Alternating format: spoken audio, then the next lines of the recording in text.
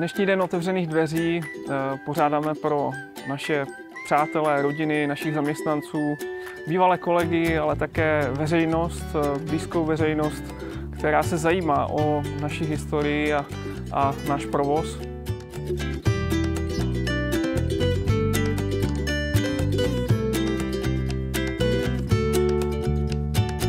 Chceme jim ukázat změny, které jsme realizovali od posledního dne otevřených dveří, který se konal před 2 lety.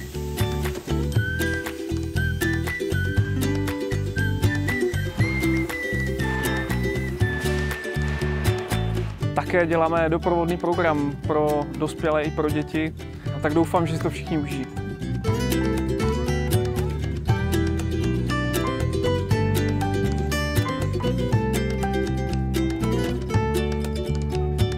Co se týká změn, tak jsme zrealizovali novou kovací linku, plně robotizovanou, kterou můžou návštěvníci vidět. Dále je to robotické svařování, které také má významně zlepšit efektivitu a produktivitu. A jsou to různé dílčí kroky v rámci výroby, kde jsme se snažili o zlepšení efektivity a i pořádku v našich prostorách.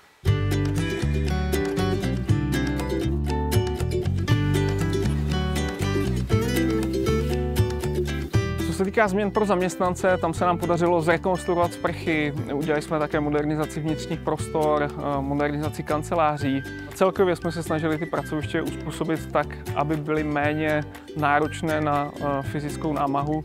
Takže je tam řada opatření i z pohledu manipulace, mechanizace. Používáme manipulátory v provozu, které jsme dále instalovali. Takže se snažíme dále rozvíjet pracoviště a prostředí pro naše zaměstnance. V posledním období jsme se hlavně soustředili na stavbu nové kovací linky, která je plně robotizovaná. A celá ta investice má ještě návazné investice, které nás čekají do budoucna. Je to investice do linky tepelného zpracování, je to investice také do nových nůžek, které potřebujeme potom na stříhání materiálu.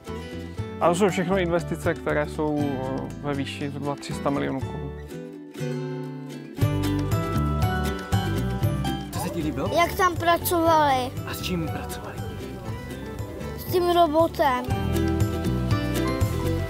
No je to zajímavé, i pro děti určitě. Mají to krásně zorganizované a super, že jsme ukázali klukům, jaká tady je výroba a nejvíce jim líbila mašinka. Těžká práce, hodně těžká práce, není co závidět. Továrna, velký provoz, no.